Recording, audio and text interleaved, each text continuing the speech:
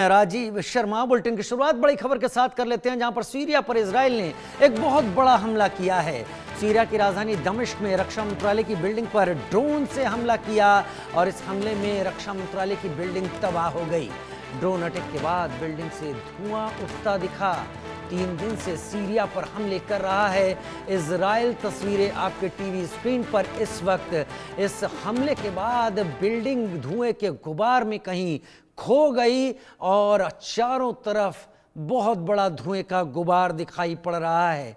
Drone हमला सीधा इस बिल्डिंग के ऊपर आकर हुआ और उसके बाद बिल्डिंग से कहीं बड़े इलाके में धुएं का गुबार दिखाई पड़ने लगा। हालांकि बिल्डिंग के ठीक सामने से जा रही सड़क पर वाहन ठिठके रुके, लेकिन कुछ तेजी से निकलते हुए आगे बढ़ गए, क्योंकि उन्हें लगा कि इसके बाद कोई और मिसाइल या कोई और बम या कोई और धमाका कहीं सड़क पे ना हो जाए। और इस वक्त ये तस्वीरें आपके टीवी स्क्रीन पर, ड्रोन का हमला और उसके बाद टुकड़े टुकड़े होती हुई इमारत। कितने मारे गए हैं इसमें कुछ खास अभी जानकारी सामने नहीं आई है।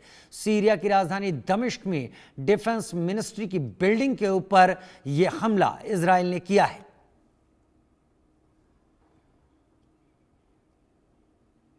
इंडिया न्यूज एक्सक्लूसिव तस्वीरें आपके टीवी स्क्रीन पर। पूरी की पूरी बिल्डिंग इस धुएं के गुबार में कहीं खो सी गई है। उसकी केवल एक दीवार ही सामने की थोड़ी बहुत दिखाई पड़ रही है, बाकी सारा हिस्सा धुएं के गुबार में, और धुएं का गुबार कई किलोमीटर ऊंचाई तक पहुंच गया। सीरिया में इजराइल ने डिफेंस मिनिस्ट्री की बिल्डिंग पर ड्रोन अटैक किया है।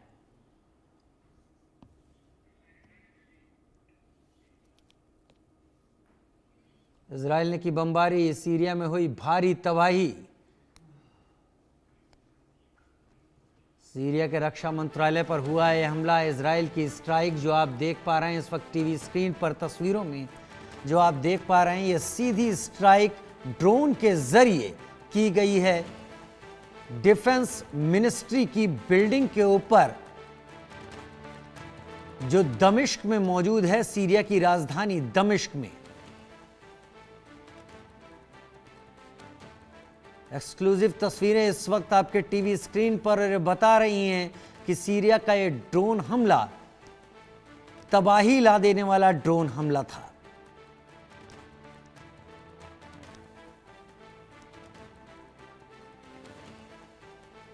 इजराइल की बमबारी से सीरिया में मची भारी तबाही। सीरिया दहला है और इजराइल ने किया हमला है, क्योंकि इजराइल को लगता है कि सीरिया, ये तस्वीरें आप शुरुआती तस्वीरों के बाद पीछे की बिल्डिंग देखना ही मुश्किल है।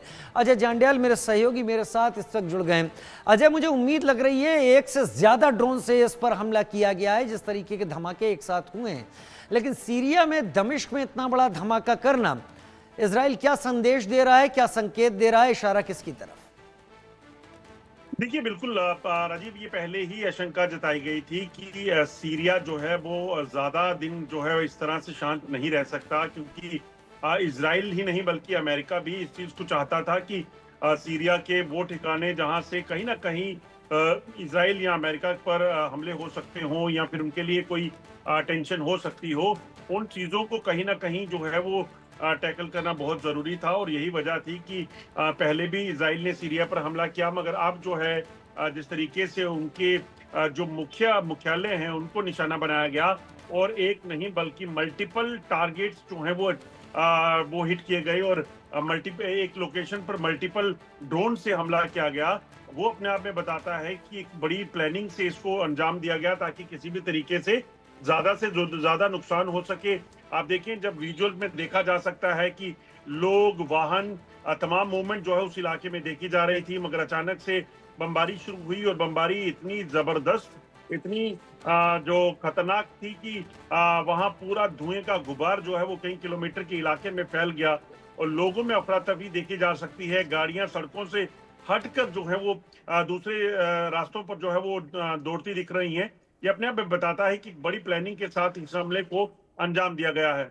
यानी सीरिया भी अब इजराइल के निशाने पर है। जैसे इससे पहले कल ही ईस्ट लेबनान में इजराइल ने टारगेट किया था, उससे पहले इजराइल ने हूतीस पर भी टारगेट किया।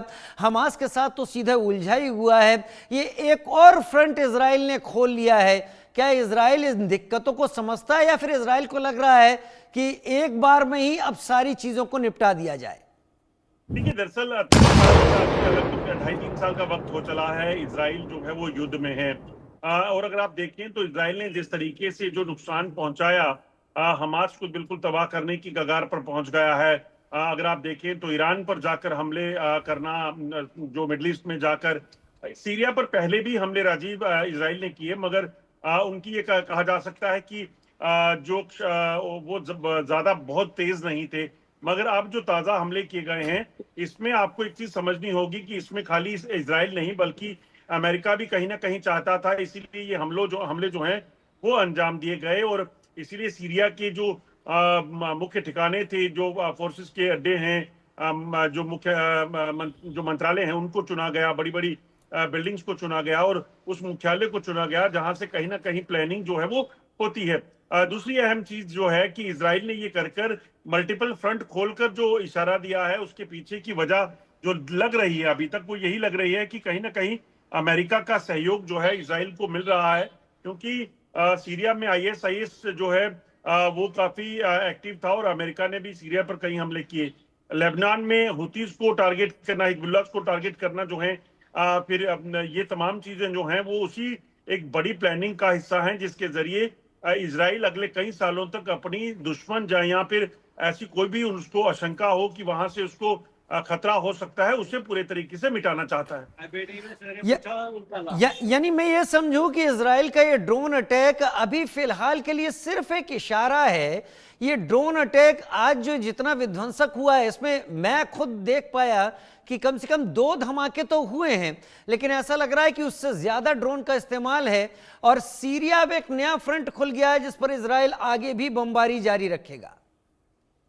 देखिए, बिल्कुल जिस तरीके से धमाके हुए हैं, ये खाली जो ड्रोन हैं वो बड़े हाई डेंसिटी एक्सप्लोजिव जो है वो लेकर जा रहे हैं, जो बड़ी बड़ी इमारतों पे टकराते हैं और उसके बाद जो है विशाल धमाके जो होते हैं, जिसमें तमाम नुकसान जो है वो इन बिल्डिंग्स को और लोगों को भी यकीनन हुआ होगा, वो देखा जा सकता है। और ये मेरे ख्याल में अभी एक इंडिकेशन हो सकती है, क्योंकि सीरिया पर इतने तेज गति से या इतनी ज्यादा तादाद में धमाकों को अभी तक इजराइल ने जो है वो अंजाम नहीं दिया था। अजय एक मिनट आपको रोकता हूं। एक तस्वीरें आप भी देखिए, एक तस्वीरें हम भी देखते हैं। एक चैनल में, एक टीवी चैनल में एक एंकर न्यूज पढ़ने के लिए बैठी थी और धमाके हुए। क्या हाल हुआ देखिए।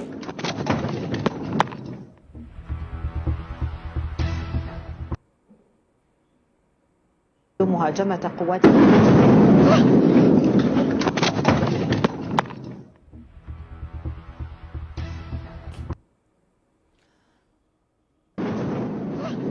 लाइव प्रसारण था जिसके दौरान पीछे आकर ड्रोन गिरा और इस एंकर ने फिर भागना यहां पर जरूरी समझा।